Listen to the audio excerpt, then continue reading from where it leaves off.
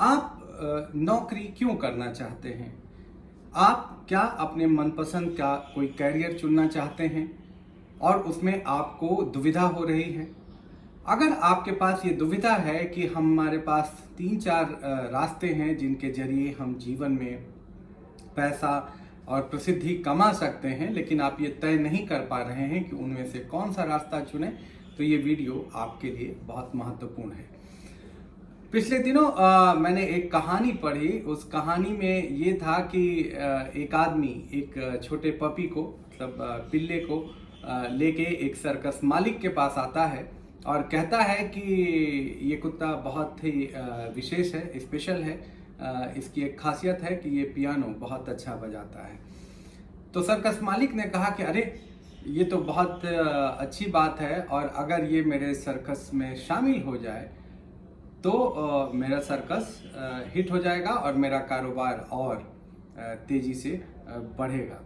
लेकिन ये बातचीत चली रही थी और जब तक सर्कस मालिक ने कहा कि आप एक डेमोन्स्ट्रेशन दिलवाइए, मैं देखूं कि ये पिल्ला कैसे पियानो बजाता है।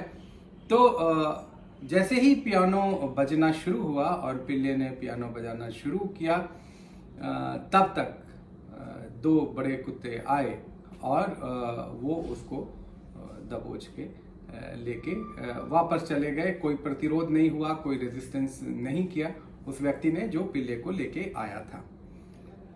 आश्चर्यचकित जो सर्कस का मालिक था उसने पूछा कि अरे, ये क्या हुआ?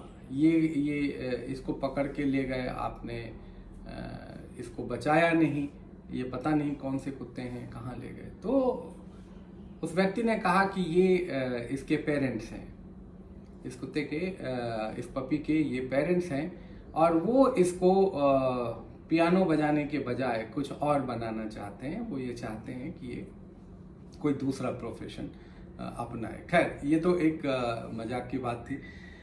तो जीवन में ये जो दुविधा है कि हम कुछ और करना चाहते हैं और पेरेंट्स की एक्सपेक्टेशन कुछ और है और बाद में उसमें लगता है कि मिड कैरियर पे जब आप पहुंचते हैं तब आपको लगता है कि हमने जो अभी तक किया उसका कोई पर्पस नहीं दिख रहा है, उसका कोई मीनिंग नहीं दिख रहा है और आप लाइफ में पर्पस और मीनिंग ढूंढना शुरू करते हैं 40 साल के बाद। मैं अक्सर अपने जो दोस्तों से मिलता हूं तो बहुत सारे लोग ये कहते हैं कि आपकी लाइफ बड़ी हैपनिंग है, आप अलग अलग तरह का काम करते हैं। देखिए, काम तो कोई भी छोटा या बुरा नहीं है, हर एक काम अपने आप में काम है, बट उसके लिए वो पर्सपेक्टिव महत्वपूर्ण है, वो दृष्टिकोण महत्वपूर्ण है कि आप काम को किस दृष्टिकोण से देखते हैं।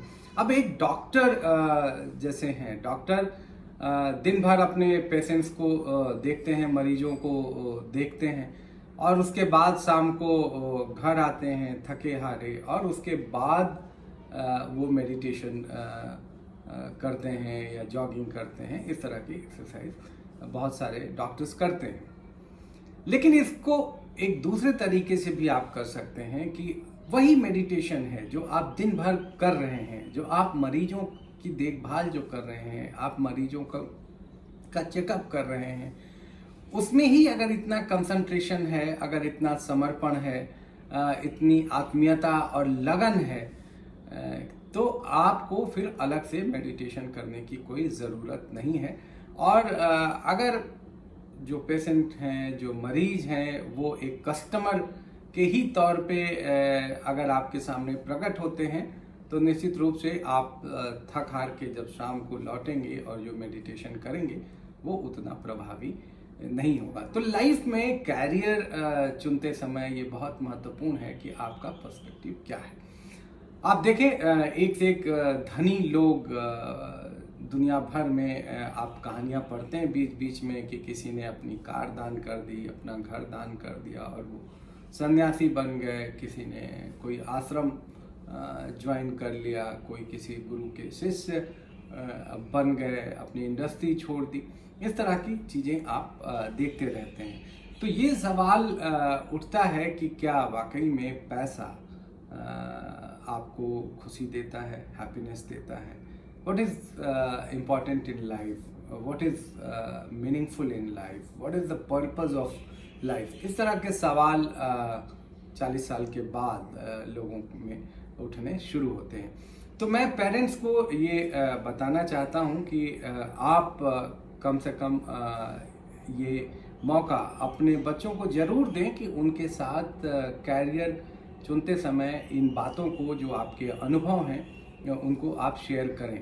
आप ट्रांसपेरेंट रहें, आप बताएं कि आप लाइफ में कुछ और करना चाहते थे लेकिन आपके पास मजबूरी थी, तो आपने ये कैरियर चुन लिया। आपके जो अनुभव हैं वो उन बच्चों के लिए मददगार हो सकते हैं। तो आप उनके साथ अगर आप खुल के बातचीत करें कि लाइफ में इम्पोर्टेंट क्या है, ठीक है, लाइफ में पैसा भी महत्वपूर्ण है, लेकिन पैसा ही सब कुछ नहीं है, ये भी जानना उतना ही महत्वपूर्ण है। लाइफ में शोहरत महत्वपूर्ण है, लेकिन शोहरत के लिए किसी हद तक चले जाना वो कोई ज़रूरी नहीं है। तो मैं 4 चीज़ें आपको बताना चाहता हूँ कि जब आप कैरियर का डिस्कशन करें अपने बच्चों के साथ, तो 4 बुनियादी सिद्धांतों का ख्याल रखें। पहली बात ये है कि बच्चों को ये कहें कि वो पहले देखें कि व्हाट यू लव, है ना, उनको क्या करने में मज़ा आता है, उनको क्या करना अच्छा लगता है। सबसे पहला सिद्धांत तो ये है कि आप कोई भी कैरियर चुनें तो उसमें सबसे पहले आप देखें कि व्हाट यू लव, आपको किस चीज़ से मोहब्बत है, किस चीज़ के प्रति आप पैशनेट हैं। तो पहली चीज़ तो वो देखें। अब किसी को अगर स्विमिंग का शौक़ है और वो स्विमिंग अच्छा करते हैं तो उनको स्विमिंग में फिर कैरियर अपना तलाशना चाहिए। किसी को अगर ट्रैवल करना बहुत अच्छा लगता है, पैशन है ट्रैवल करने का, तो उनको ट्रैवल में बहुत सारी अपॉर्चुनिटीज़ हैं। ट्रैवल मैनेजमेंट से लेके राइटर बनने तक, ट्रैवल तक बहुत सारा क्रिएटिव काम हो सकता है।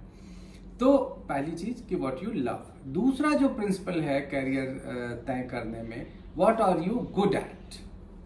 जैसे हो सकता है कि मुझे तबला बजाना बहुत पसंद हो, लेकिन मैं तबले में कोई बहुत अच्छा नहीं हूँ, और मैं बांसुरी में बहुत अच्छा हूँ, या मैं क्रिकेट में बहुत अच्छा हूँ, या मैं मैथमेटिक्स में बहुत अच्छा हूँ। तो ये भी हो सकता है। तो दूसरा क्राइटेरिया जो है वो what are you good at, है ना, कि आप किस चीज़ में अच्छे हैं, इस बात का ध्यान रखिए। फिर तीसरी बात है कि व्हाट द वर्ल्ड नीड्स, दुनिया में किस चीज़ की ज़रूरत है। आप कैसे एक सकारात्मक, एक पॉजिटिव, एक डिसिसिव रोल प्ले कर सकते हैं दुनिया में, क्योंकि दुनिया में तो सब तरह के लोगों की ज़रूरत है, लेकिन एक ख़ास जगह पे, एक ख़ास मुकाम पे दुनिया में किस तरह के लोगों की ज़रूरत है, तो उसका आप ध्यान रखें अपने करियर के चुनाव में। और उसके बाद जो चौथी चीज़ है, और इस सिद्धांतों में आखिरी चीज़ है, कि what you can be paid for, कि किस चीज़ के लिए लोग आपको पे करने के लिए तैयार होंगे। अगर कोई बहुत अच्छा गाना गाता है, तो मान लीजिए कि किसी का संगीत से प्यार है, वो संगीत में रियाज भी करते हैं, वो अच्छा है, उनका गुड एक्ट। फिर अब दुनिया में हमेशा गीत संगीत की ज़रूरत तो बनी ही रहती है ना। वो थेरेपी के रूप में भी इस्तेमाल होती है, मनोरंजन के रूप में इस्तेमाल होती है, स्पिरिचुअलिटी में इस्तेमाल होती है, और फिर उसके लिए लोग आपको पे भी करेंगे। आजकल तो मतलब बहुत सारे बैंड हैं, बहुत सारे प्लेटफॉर्म हैं जहाँ पे आप गा सकते हैं, फिल्मों में गा सकते हैं, टीवी सीरियल्स में गा सकते हैं, ओटीटी प्लेटफॉर्म्स हैं। तो आप के लिए ये एक मौका है कि जिसमें आप पहले अपने आप को आइडेंटिफाई करें कि वाकई में हमारा पैशन क्या है, मैं किस चीज़ में बहुत अच्छा हूँ, बेजोड़ हूँ, मतलब हमारे मुकाबले कोई दूसरा नहीं हो सकता, हमारे पास उसकी मास्टरी है, और दुनिया में किस चीज़ की ज़रूरत है। और चौथा है कि आपको किस चीज़ के लिए लोग पैसा देंगे। क्या आपको बोलने के लिए लोग पैसा देंगे, आपकी किताब पढ़ने के लिए लोग पैसा देंगे, या आप के काम के लिए लोग पैसा देंगे, या आप के आइडियाज़ के लिए लोग पैसा देंगे। तो ये 4 सिद्धांतों के आधार पे आप अपने करियर का चुनाव करिए। और तय मानिए कि अगर आपने इन चारों के एक मेल से, जहाँ पे ये चारों चीज़ें मिलती हैं, थोड़ी थोड़ी भी अगर मिल के एक पूरा सर्कल बनाती हैं, तो आप नौकरी करते हुए या अपना काम करते हुए जहाँ ये चारों चीज़ें एक साथ मिलती हैं, आप बहुत खुश रहेंगे। क्योंकि धनी से धनी देशों में लोग हैप्पीनेस ढूंढ रहे हैं, खुशी ढूंढ रहे हैं। अमेरिका में भी परिवारों में लोग खुशियाँ ढूंढ रहे हैं। भारत में तो हैप्पीनेस करिकुलम भी शुरू किया गया है। भूटान के लोग बहुत दुनिया में अमीरों में शामिल नहीं हैं, लेकिन फिर भी उनको जो हैप्पीनेस इंडेक्स है उसमें काफ़ी अच्छा रैंकिंग उनका रहता है। तो ये जो खुशी है वो आप अपने भीतर ढूंढें, अपने काम में ढूंढें और अपने काम को ही एक मेडिटेशन की शक्ल में ढाल दें, तो आपका जीवन ज़्यादा श्रेष्ठकर रहेगा। तो स्कूल ऑफ ओपन आइडियाज़ के चैनल को सब्सक्राइब करिए, हमारे वीडियोस को लाइक करिए, दूसरों के साथ शेयर करिए, और फिर हम आगे मिलेंगे एक नए वीडियो के साथ। बहुत बहुत धन्यवाद।